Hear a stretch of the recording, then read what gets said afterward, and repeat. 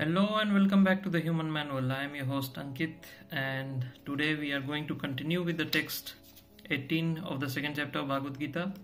Till now we had covered till text 17, and we had come to know about the qualities of the soul as Krishna enlightened Arjuna, and so as we are also getting enlightened by this secret knowledge of Bhagavad Gita about the qualities of the soul. In the text 16 he had described about the imperishable nature of the soul, that the soul cannot be destroyed by any possible way. It is eternal, and whereas the material body, which is covering the soul, is completely perishable with respect to time. And this has been confirmed by not just the personalists but also the impersonalists.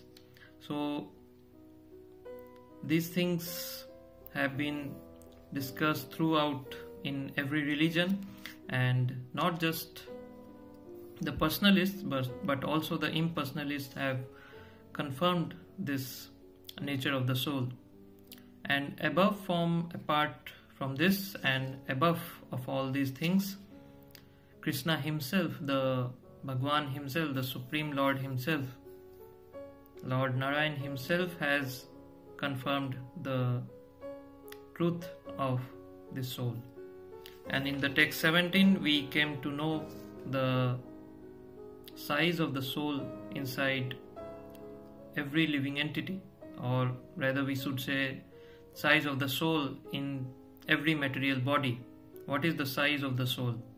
How small, how tiny it is actually inside the body, and how is consciousness of the living entity related to the soul? What is actually the consciousness? What is the source of that consciousness? And how can we identify, the presence of the soul? How can we identify the presence of the soul?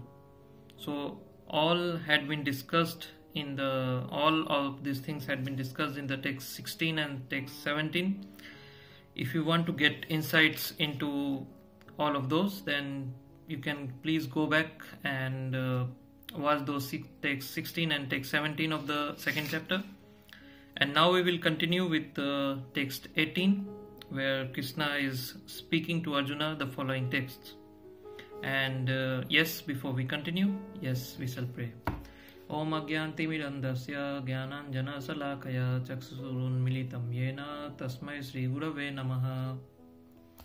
And before we continue, if you have not subscribed to my channel, then please subscribe to it. Press the like button if you like the videos. Comment down below in the comment sections about your opinions or doubts regarding this beautiful book called Bhagavad Gita.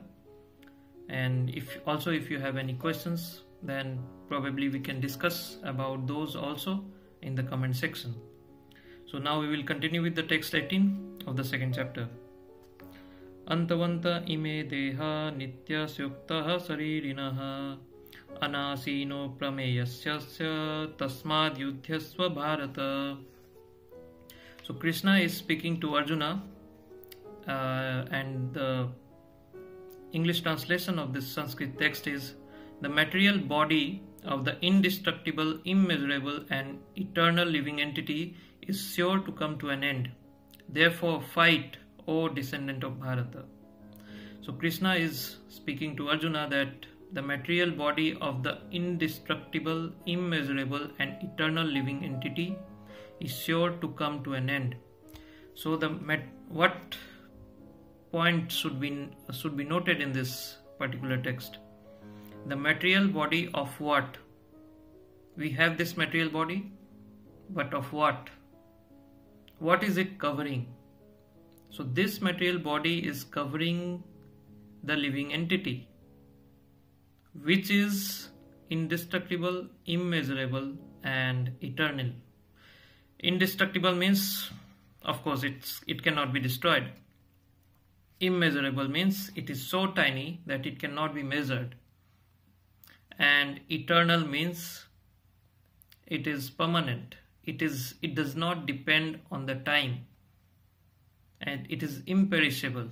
It is ever existing. So that is what means about the living entity. So we ourselves are eternal, as we also know as Satchitananda. We are eternal, full of bliss and full of knowledge, and therefore we are indestructible, immeasurable, and eternal. But the material body which is covering ourselves, the material body like this skin or the organs or whatever, which is covering this living entity, which is covering the consciousness, which is covering the source of that consciousness, which is covering the soul, that is sure to come to an end. As we already see, once a person is dead, that material body decomposes in few months or in time. So how long does that body survive?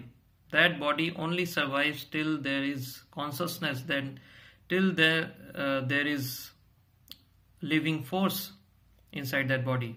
And what is that living force? What is that consciousness? That is the presence of the soul. So when that body is of no use, then the soul leaves the body. And that this is what Krishna is reminding to Arjuna. He is enlightening Arjuna that, O descendant of Bharat, please fight, because anyways this material body is going to get perished. Even though you will not be perished, because you are a soul, you are not this body. Don't identify yourself with this body.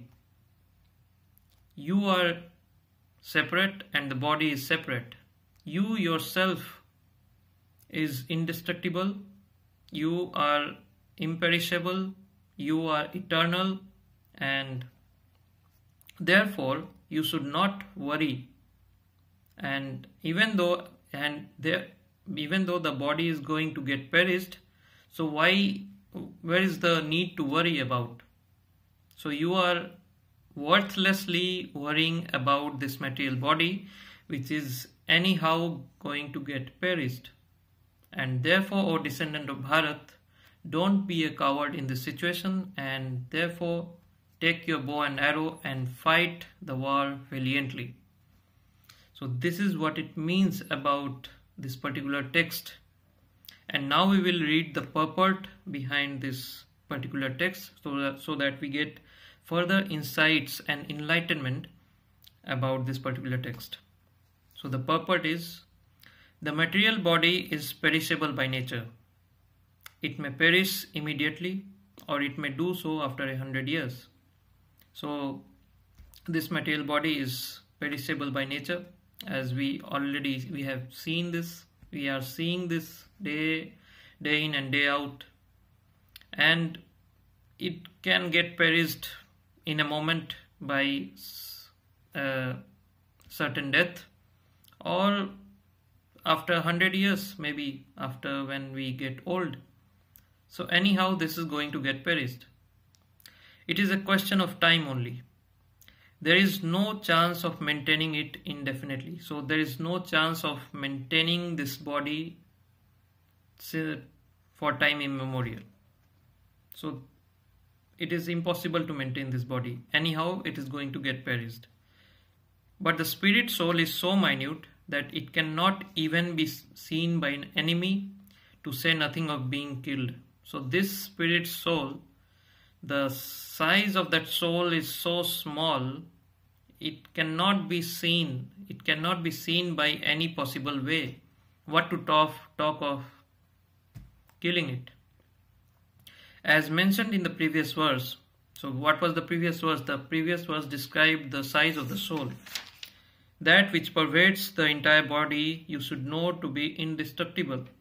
No one is able to destroy that imperishable soul. So that was the previous text. So as mentioned in the previous verse, it is so small that no one can have any idea how to measure its dimension. We had come to know in the purport of this text 17, in the verse 17, how small it was. It is 10,000 the part of the tip point of a hair. So definitely it's very, very small. It cannot be seen by any possible way, at least not till now. And therefore how can you kill it if you cannot see it? So from both viewpoints there is no cause of lamentation, because the living entity as he is cannot be killed, nor can the material body be saved for any length of time or permanently protected. So from both the viewpoints, first viewpoint is that the material body is sure to get perished. And what is the second viewpoint? The living entity, the soul, is impossible to get perished. So from both viewpoints, there is no cause of worry. So therefore he is enlightening Arjuna. So from both viewpoints, there is no cause of lamentation. So there is no need of lamentation, there is no cause of lamentation, because the living entity as he is cannot be killed, nor can the material body be saved from any length of time or permanently protected. The minute particle of the whole spirit acquires this material body according to his work, and therefore observance of religious principles should be utilized. So how do we get this material body? This material body is acquired by the work or karma we have committed in our previous lives. Whatever activities we have done, whatever work we have done, whatever karma we have done, according to that the living entity acquires a particular body in each life, whether it may be of a dog, or whether it may be of a fish, a bird, a tiger, an insect, or a human body.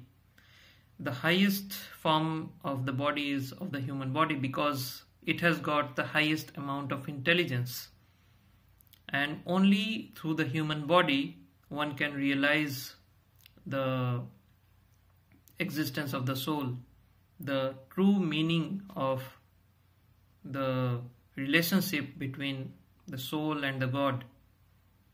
Only in this body can one perform the devotional service, the religious activities, because it is next to impossible for other living entities or other species of life to practice such a higher principle of philosophy, because it requires higher amount of intelligence, and only through the human body can one practice such kind of religious principles.